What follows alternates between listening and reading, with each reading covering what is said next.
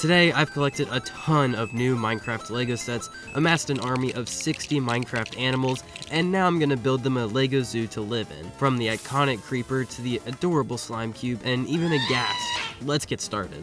Alright, first thing I'll need is a base to work off of. This will probably end up being my biggest project yet, so I've enlisted some help. I let y'all pick a name, and a ton of you had the same suggestion, so meet Bob the Zookeeper. Fast forward a few days later, and Bob has already proved his worth by mapping everything out, placing tiles where all the enclosures will go, and a tan pathway for our customers to walk on as they explore the zoo.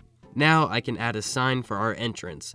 I built the word zoo out of white letters and I placed them along the stone wall. Oh, whoops, we have a problem. The customers hate our zoo.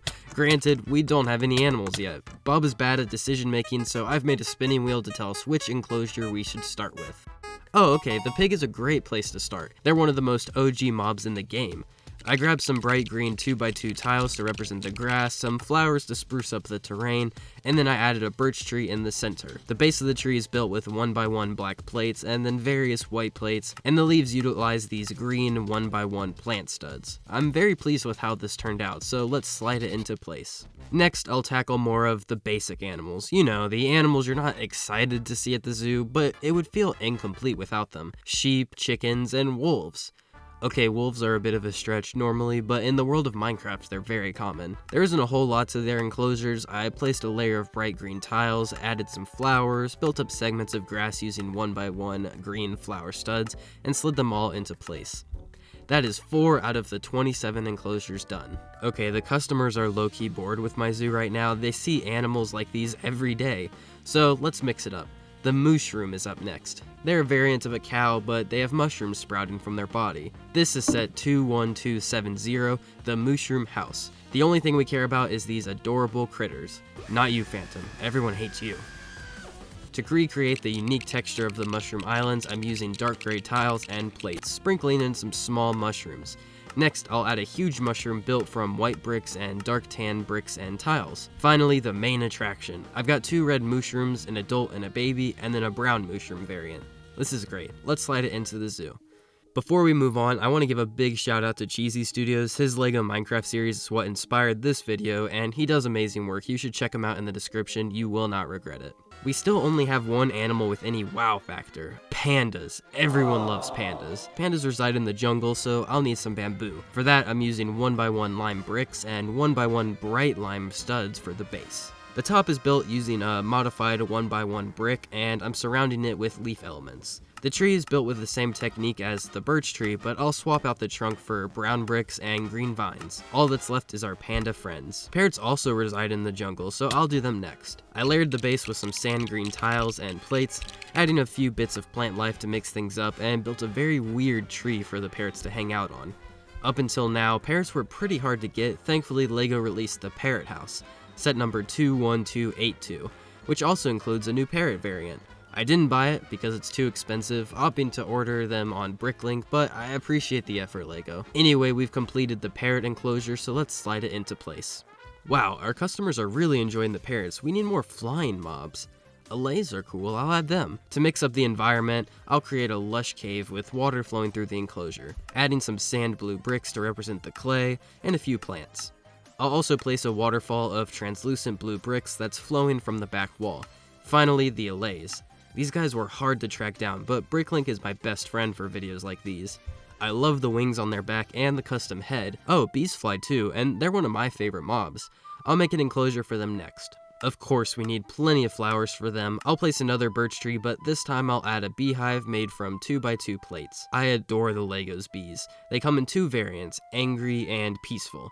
I've grabbed a fair share of both, and I'll use translucent cylinders to make them fly. And now I'll slide it into place, but I'll have to remember to build up some walls when the surrounding enclosures are done.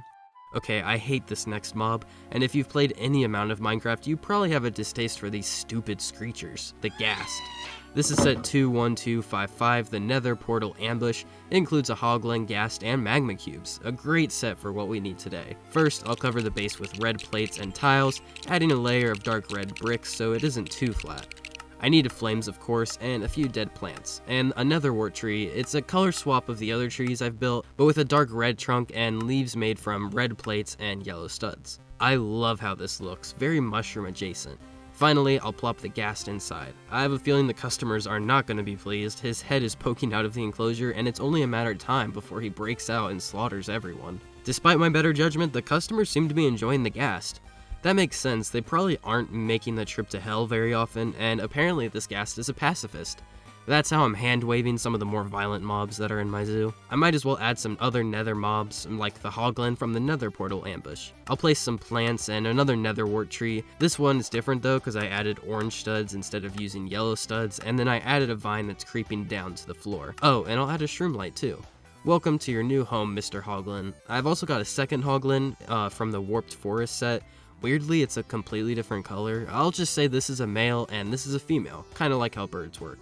Oh great, the hoglins are attracting a crowd. Let's add another enclosure over here to keep them entertained. This is my favorite set in LEGO's recent wave, the Nether Lava Battle, set 21266. The thing we need for today's video are the Blaze and the Strider. The Strider is a pretty unique looking mob, so I'll add it to the zoo. There's not a whole lot to their enclosure, they dry up if they're not in lava, so I've made the majority of the area lava. They look cute though, in a sleep paralysis demon sort of way. Let's slot them into the base and keep going. I might as well make this side of the zoo the nether themed area. We need some magma cubes next. I'm basing their enclosure on the basalt badlands, so I'll add a section of blackstone and basalt columns using these modified dark gray 2x2 bricks. And I'll place 2 little magma cubes on 2x2 jumper plates. I've also got this big boy cube, and look at this sick play feature. I could do this for hours. It's like a fidget toy that can kill you. Anyway, their enclosure is complete, so let's place it down. We can't forget about one of the most important mobs in the nether, the Blaze. I'm adding plenty of mushrooms and fire to spruce up their homes, plus a segment of the nether fortress built from dark red pieces. These guys could very easily fly away. Actually, looking at what we already have, that's true for a lot of the mobs. Man, this has never gone wrong before, why would it now? But we still have so much empty space. We need more crazy, unique exhibits. LEGO just released their interpretation of breezes, so why don't we add them? This is set 21271, the Trial Chamber. Small plug, but I designed my own Trial Chamber set a while back, and you can check it out in the iCard if you want. Anyway, I took sand green tiles to create a row of oxidized copper. Next, I added a layer of orangish tan and set stairs to represent the normal copper. After adding one final layer of sand green tiles, I placed 2 dark gray columns and a pot. I think this build does a good job of capturing a bit of the trial chambers for the breezes to vibe in. Let's slide it into place. In the same vein of original Minecraft creatures, we have the Sniffer, a cuddly dinosaur with the strongest nose in the game. No, Mojang was not creative with his name, but his design is adorable. The floor uses mostly standard Lego green rather than the new bright green, and then I placed flower studs in 2x2 patterns to represent pink petals. Next I'll add a few more plants and a cherry blossom tree. I didn't have a whole lot of pink plates to work with, so it's not as big as I would have liked, but it'll do. Finally, the Sniffer himself, and I'll add a little baby Sniffer. Look at how cute he is. He's gonna sniff so good when he grows up. We've gotten so far into the video, and I still haven't added some creepers. Let's go ahead and fix that. There's nothing particularly special about their enclosure, but I did add some plants to try to keep things interesting.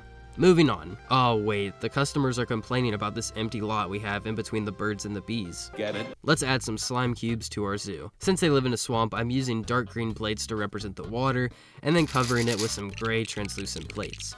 I'll add a lily pad, grass using standard green, and then some other plants. Slime cubes come in all sizes, but I love these guys specifically because you can fit them on any minifigure you choose. Omni Slime, Finn the Slime, Kermit the Slime, all of them deserve their own spin-off show of some kind. Or maybe they could be in a boy band. Anyway, the enclosure is done, so let's get it into the zoo.